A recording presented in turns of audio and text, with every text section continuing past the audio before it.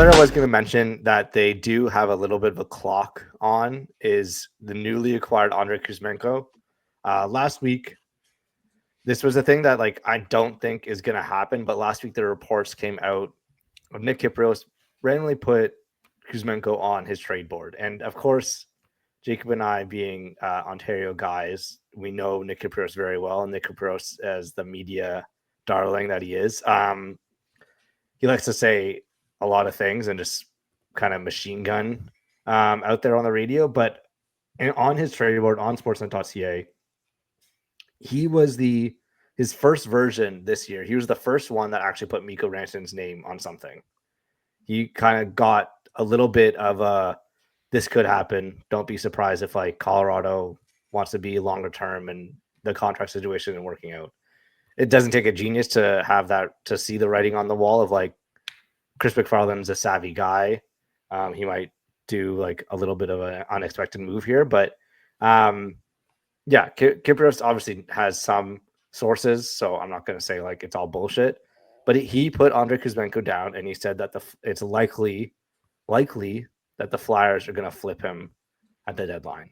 Now everything that the Flyers are saying themselves is we're going to have a look at this guy. We really liked him enough to like maybe sign him this offseason. That was a plan that they were thinking about of seeing him as a free agent.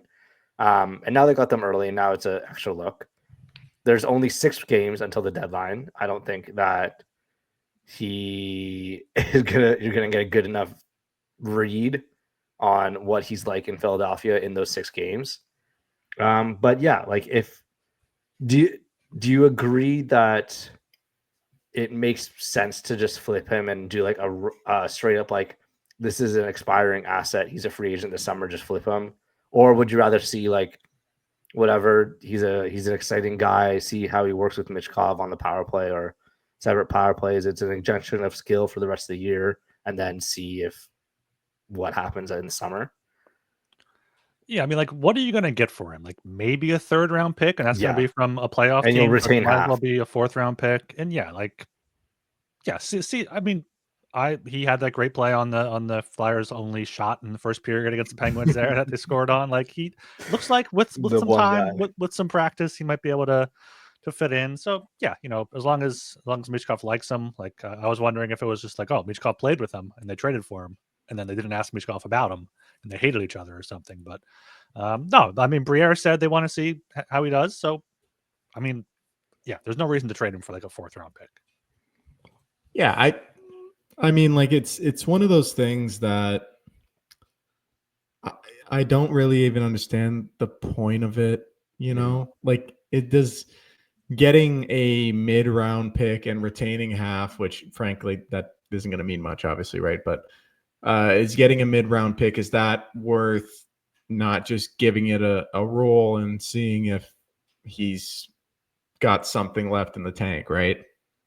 Currently, he's point per game. Yeah, like right now, he's point per game. I mean, like it's part of that, but also like Sean Monahan got a first. Yeah, no, I get it. I mean, if it's out there, get it. Sean Monahan was good last year, though. He was. Yeah, he's a center. He's also a center. He's also a center. He's also yes. Yeah. But also Kuzmenko had that conversation with Briere and Jones to waive his no trade clause to come to Philadelphia. Like, you have to think they told him they're going to do good by him, and if it comes out that they said, we're going to keep you, see how you fit out till the summer, and they flip him, that's like the opposite of everything the Flyers family is about. So like, I wonder what conversations were had there and if there were any promises made. Like, I think the conversation, I think we had this chat at the Slack, but like my read on it about the initial, like convincing Kuzmenko to waive his no trade clause, I think if he gets traded, then it will come out, be like, we convinced him that, oh, he's not staying here. Like, don't get an apartment or whatever. Like, you're not staying here. We're going to flip you to Vegas or whatever. We're going to flip you to LA, and you could live off of the sunny beaches and play a long playoff run, beat Connor McDavid in the first round. And yeah, like, I think part of that is that talk could have been, we're going to flip you to a contender. You haven't really experienced a huge playoff run. right? I guess Vancouver. No, he was traded. Yeah. He was not on yeah, the Canucks in the Yeah, playoffs. I think he So, yeah. was there for a minute, wasn't he, in the playoffs? He was after COVID, so not that playoff run from Vancouver. No. And then last year he was in Calgary. I think that's Yeah. it. Yeah, he right? has not. Yeah. He's not No. played a playoff Yeah. game. So playoff. you get to play in the playoffs. We'll flip you to a playoff, and then you get that experience before hitting the open market, and you could decide from there. Like I think that could have been part of the discussion, but that's also like we don't know what the discussion was about. I think Gilbert, I think what you said is more likely of like you get to play with your buddy Mitchkov, your former teammate. We don't even know if they're friends, but a guy that you speak the same language of, and then you get to do that, and then walk into free agency, or even if you excel here, you don't even have to think about free agency, and we'll just resign you. I think it could have been really like either way. Yeah, as you were talking, I was saying that's probably more likely. So who knows? Okay. Yeah. That's the thing I was looking at too. It was like for me, you look at this last half of the season, right? So he's got that contract right now.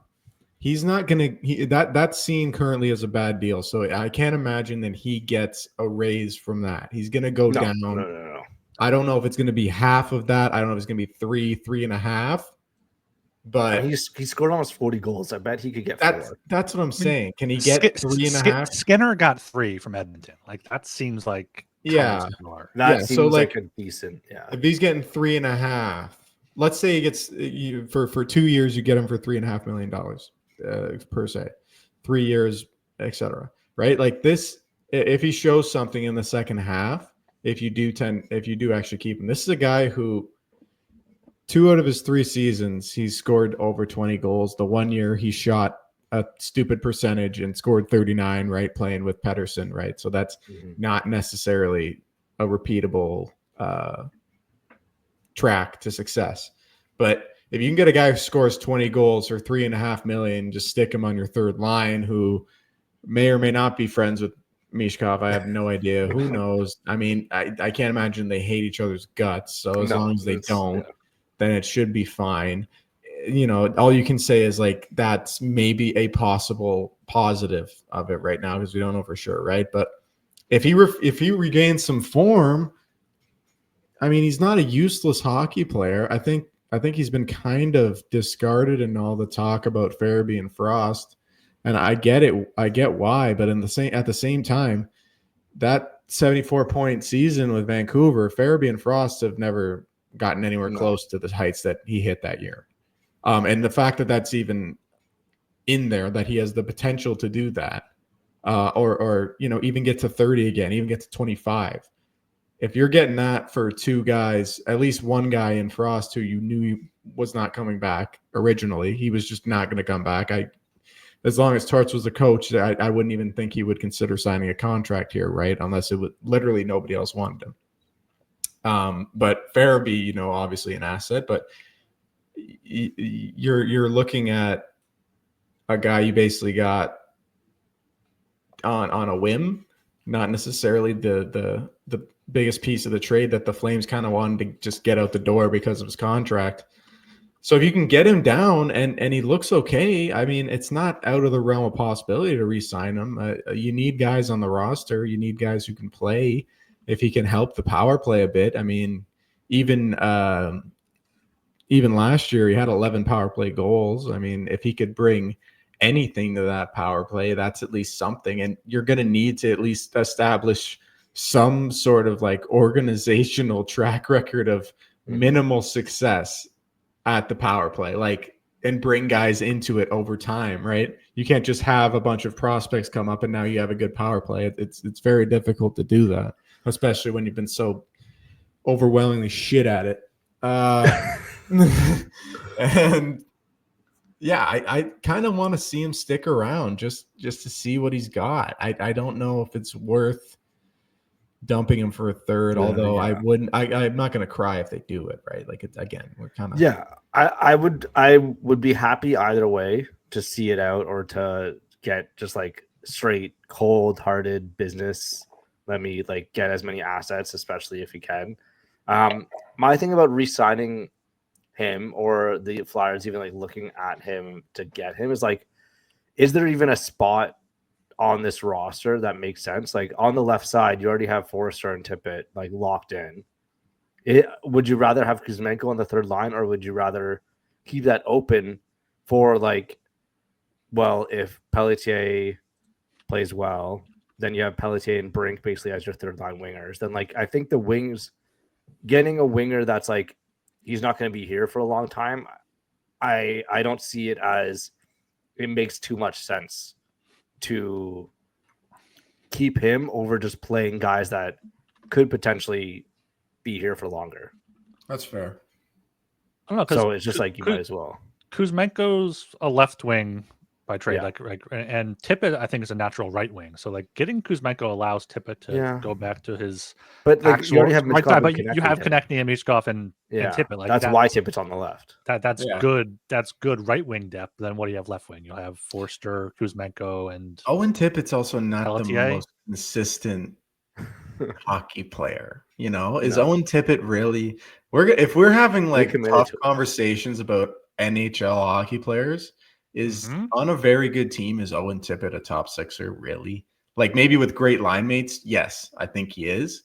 But if he's going to have to be the guy doing the job, that's again a different conversation. But you know, I think if Bobby he's definitely Brink had somebody I'd rather have over Kuzmenko. So that's all that really matters. I think if Bobby Brink had Tippett's foot speed, he'd be a better player than Tippett. Yeah, just saying. But yeah, I not to get like super Rasha construction-y, but like I think keeping everything super flexible. Like even today Charlie put out a thing with Brent Flair of like how much they love Alex Bomp, and like he might get a real look in training camp. Like he's a left wing. Like I don't see. I would rather have Bump there if he earned it than Kuzmenko potentially being like a guy that leaves the zone super early and then just scores 20 goals because of that. And then he's like traded for a third round pick next year or whatever. Yeah. Like it's just I don't see the timeline really work. Yeah, I think you probably talked me out of it. I don't know really. Maybe I mean, a bit of devil's advocate. I'm so good at convincing people. No, it's just like I look at it and it's just like, yeah, he's just another winger. I like him as a player, but I think when you have so little depth at center and so much out wide, it's tough. Because I do want to see some of the young guys. I'd rather see them than him there. Unless they're gonna use that money for a center, which I don't know who they can go out and get this offseason. Like, why not sign him for a year or two?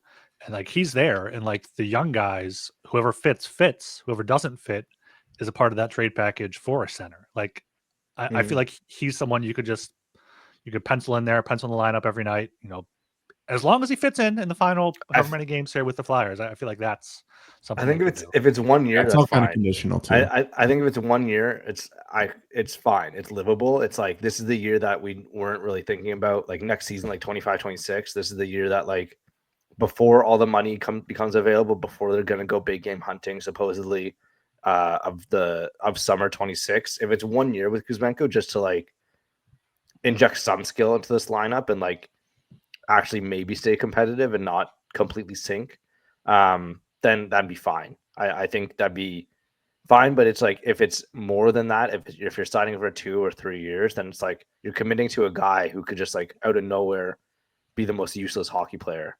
like he was with the Flames this year. And then like I don't know, it's a tricky situation where you don't want to repeat what Vancouver did of like buy into a short-term success and then sign to a deal where you eventually have to just I wouldn't sign him for any more than 2 years at maximum. And like if I'm saying 2 years, I'm saying like 2.53. There you go. You know, like it's really low commitment stuff I'm talking about here, to be fair. But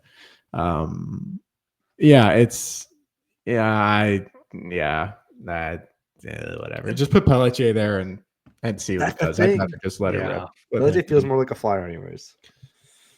Yeah, that's fair.